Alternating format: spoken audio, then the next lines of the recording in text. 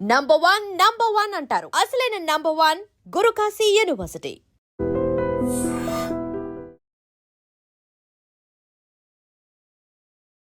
నమస్తే, welcome to I dream talking point with కవిత.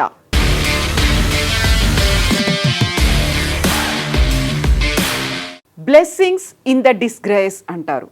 అత్యంత విషాదకరమైనటువంటి సంఘటనలో కూడా అరుదుగా ఆశ్చర్యకరంగా మంచి జరుగుతోంది అనేటువంటి ఈ భావన అనేది, దానికి సంబంధించి అహ్మదాబాద్ ఎయిర్ ఇండియా క్రాష్కు సంబంధించి మొత్తంగా 272 మంది చనిపోతే అందులో బతికి ఉన్నటువంటి ఏకైక పర్సన్ కుమార్ బిశ్వాస్గా, ఆయన ఇప్పటికీ ట్రమాటిక్ కండిషన్స్ నుంచి కోలుకునే ప్రయత్నాలు చేస్తున్నప్పటికి కూడా అంతమంది చనిపోతే ఆయనొక్కడు మాత్రం చిరంజీవిగా మిగిలిపోయాడు అనేది మనం ఎలా అయితే వార్తలు చూసామో అలాగే ధ్యాన్ష్ గురించి కూడా మనం మాట్లాడుకోవాలి. అతి తక్కువ వయసు ఉన్నటువంటి ఏకైక సర్వైవర్గా ధ్యాన్ష్ పేరు నిలిచిపోయింది. Air India Boeing 787 dream liner flight క్రాష్కి సంబంధించి చూస్తే, యాక్చువల్గా ఆ ఫ్లైట్ క్రాష్ అయినప్పుడు అక్కడున్నటువంటి medical college campus, residential campus మీద పడింది. ఆ తర్వాత దాంతోపాటుగా మెస్ మీద కూడా పడింది. ఆ సమయంలోనే ధ్యాన్ష్ తన తల్లి మనీషా కచాడియా అండ్ కపిల్తో కలిసి ఇంట్లో ఉన్నాడు. 8 నెలల వయసు ఉన్నటువంటి కపిల్కి ఆల్మోస్ట్ 35% బర్న్ ఇంజురీస్ అయ్యాయి. తల్లి మనీషాకి 25% బర్న్స్ ఇంజురీస్ అయ్యాయి. 8 నెలల వయసే కావడం, అందులోనూ దట్టమైనటువంటి పొగ, మంటలు, వీటన్నిటి నేపథ్యంలో ఉక్కిరి బిక్కిరైనటువంటి ఈ ధ్యాన్ష్ని వాళ్ళ మదర్ మనీషా ఒక షీల్డ్లా ప్రొటెక్ట్ చేసుకొని బయటకు తీసుకొచ్చింది. యాక్చువల్గా మనీషాకి అయింది 25% బర్న్సే అయినప్పటికీ కూడా కొడుకు మీద ఎక్కువగా తను ప్రొటెక్ట్ చేసుకోవాలి అనేటువంటి భావంతో ఎక్కువగా సఫకేషన్కి కూడా గురైంది. బట్ మనీషా కంటే కూడా ధ్యాన్ష్ని సేవ్ చేయాలి అంటే అది అత్యంత క్లిష్టమైనటువంటి మిషన్గా మెడికల్ కాలేజ్, ఆ తర్వాత అక్కడ ఉన్నటువంటి హాస్పిటల్ భావించింది. ఈ నేపథ్యంలోనే మనీషా కచాడియాను, ధ్యాన్ష్ను హాస్పిటల్లో జాయిన్ చేసిన తర్వాత 5 వారాల తర్వాత ధ్యాన్ష్ కోలుకొని బయటికి వచ్చాడు. దీంట్లో ప్రధానంగా తన్ని ఇంటెన్సివ్ కేర్ యూనిట్లో ఉంచడంతో పాటుగా లంగ్స్కి ప్రాపర్గా ఆక్సిజన్ అందకపోవడంతో, అది కూడా ఎక్స్పాండింగ్ పొజిషన్లో లేకపోవడం, అతి చిన్న వయసు కాబట్టి లంగ్స్ కూడా చిన్న సైజులోనే ఉండడం, తనకి బయట నుంచి ఆక్సిజన్ అందివ్వాల్సినటువంటి పరిస్థితి ఉంది. పీడియాట్రిక్ ఇంటెన్సివ్ కేర్ యూనిట్లో ధ్యాన్ష్ను ఉంచాల్సినటువంటి పరిస్థితి. At the same time burns అనేవి ఎక్కువ ఉన్నాయి, 35% బర్న్స్ ఉన్నాయి. బాబేమో అతి చిన్నగా ఉన్నాడు, 8 నెలల వయసే మాత్రమే ఉంది. దీనికి తోడు ఇంటెన్సివ్ కేర్ యూనిట్లో ఉంచడం అండ్ స్కిన్ బర్న్స్ ఉన్నాయి కాబట్టి భవిష్యత్తులో మార్క్స్ మిగలకుండా ఉండాలి అంటే కాస్మెటిక్ సర్జరీ, ప్లాస్టిక్ సర్జరీ చేయాల్సినటువంటి అవసరం కూడా ఉంటుంది. ఆ నేపథ్యంలోనే ఫస్ట్ మనీషాకి డాక్టర్లు ప్లాస్టిక్ సర్జరీ చేశారు, స్కిన్ గ్రాఫ్టింగ్ చేశారు. తన శరీరానికి సంబంధించి ఇతర భాగాల్లో ఉన్నటువంటి సున్నితమైనటువంటి సెన్సిటివ్ లేయర్ని తీసుకొని మనీషాకి గ్రాఫ్టింగ్ చేశారు.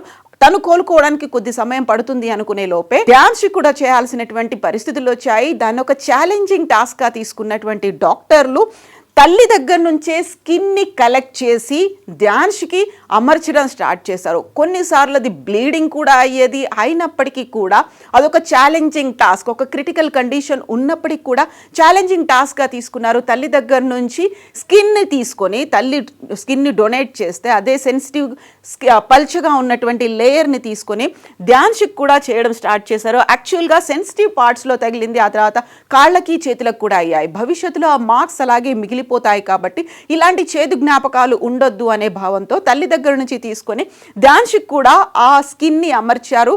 అది మెల్లిమెల్లిగా కోలుకోవడానికి తల్లితో పాటుగా ధ్యాన్ష్కి కూడా స్కిన్ అనేది డెవలప్ అవుతుంది. స్కిన్ గ్రాఫ్టింగ్ కూడా మెల్లిగా బాడీలో కలిసిపోతుంది.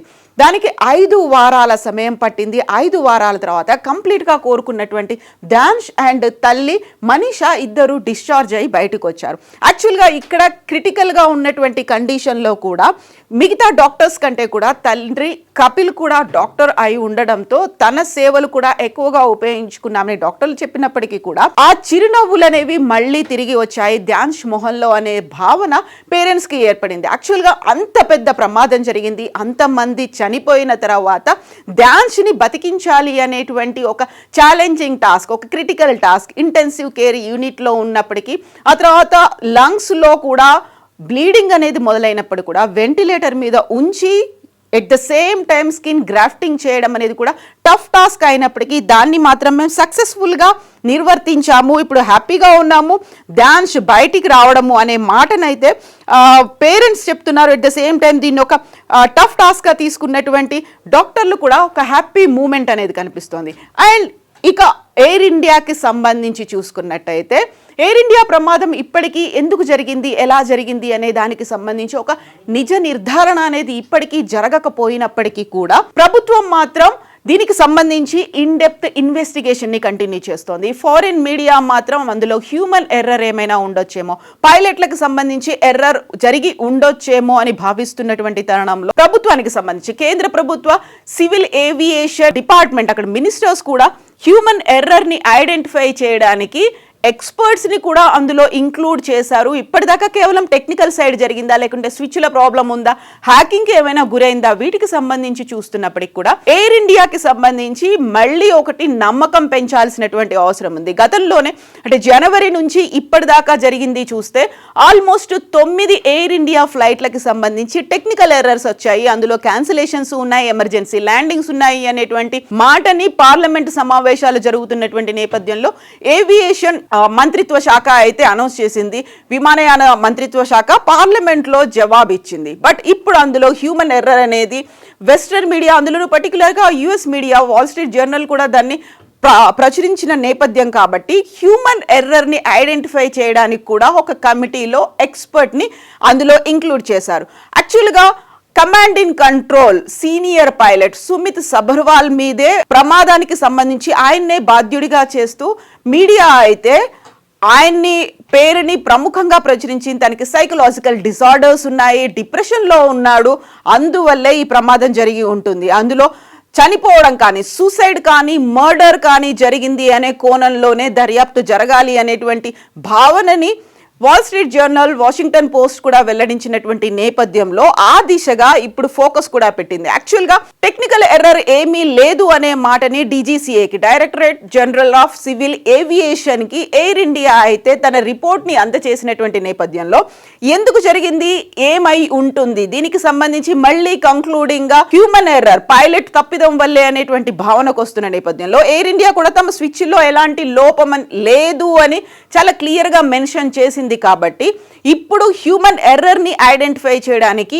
ఒక పర్సన్ ని కమిటీలో యాడ్ చేయడము అంటే ఆ తప్పంతా Sumit Sabharwal command in control senior pilot మీన్నే తోసే ప్రయత్నం జరుగుతుందా అనేటువంటి భావన కూడా వినిపిస్తోంది.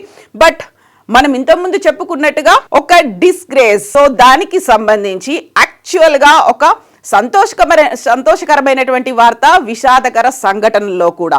సో ధ్యాన్ష్కి అయితే ఆల్ ద బెస్ట్ చెప్తూ, తల్లి మనీషాకు కూడా బెస్ట్ విషెస్ చెప్తూ యాక్చువల్గా జరిగినటువంటి ప్రమాదానికి సంబంధించినటువంటి వివరాలు ఎప్పుడు వస్తాయి, దాన్ని మాత్రం ఎదురు చూడాల్సినటువంటి అవసరం ఉంది.